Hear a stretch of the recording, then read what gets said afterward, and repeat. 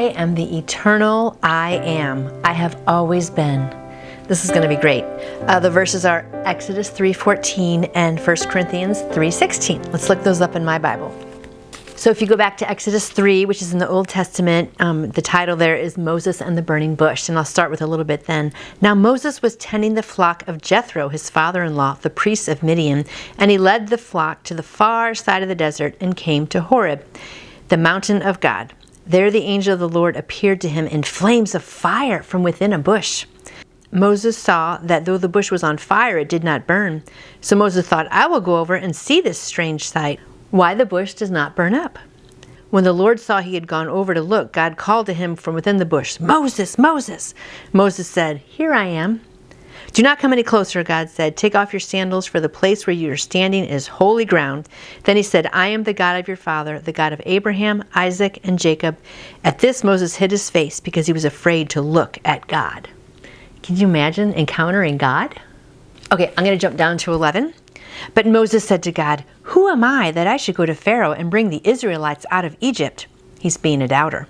And God said, I will be with you, and this will be the sign to you that it is I who have sent you. When you have brought the people out of Egypt, you will worship God on this mountain. Moses said to God, Suppose I go to the Israelites and say to them, The God of your fathers has sent me to you. And they ask me, What is his name? What shall I tell them? God said to Moses, I am who I am. This is what you are to say to the Israelites. I am has sent me to you.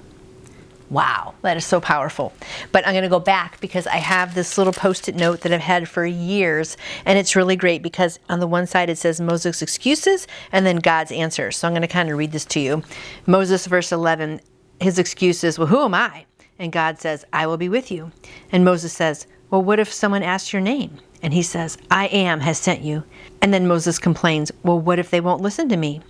And God says he will take care of that. He had a rod turn into a snake and his hand turn into leprosy. So those were signs, so that way people would listen. His fourth excuse was, I am not eloquent in speech. That's 4:10.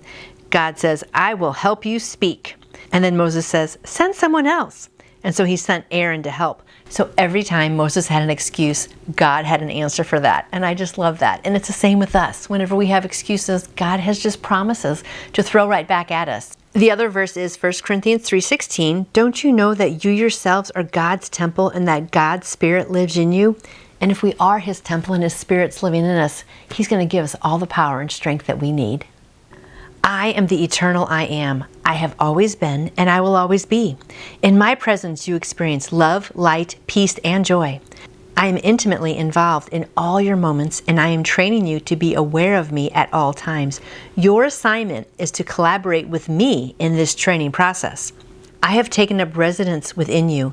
I am central to your inmost being. Your mind goes off in tangents from its holy center time after time. Do not be alarmed by your inability to remain focused on me. Simply bring your thoughts gently back to me each time they wander. The quickest way to redirect your mind to me is to whisper my name. Oh, don't you love that? Just whisper his name, my friend, and he will just come running because he's already right there. He knows everything about us. He knows where we're going. If he seems like maybe he's sending you on a hard assignment or your life's a little difficult, just think of Moses. I mean, he had to lead how many millions of people out on foot. I mean, they didn't have trains or horses or all the convenience of cars and GPS and all that we had. They just had to walk on out, and they didn't know how they were going to eat or get water or anything like that. But God took care of them, and their sandals did not wear out for 40 years. So if he took care of all those people in the desert, he will surely take care of you. Remember, he is the great I am, and he has his eye on you. Have a wonderful day, and be peaceful knowing that he's watching. You can order your own Jesus Calling devotional book by going to jesuscalling.com. And I would love to answer any questions you may have about faith in Jesus. Just email me through my website, nancyjoytoyou.com. And I hope you go out and shine for him today. See you tomorrow.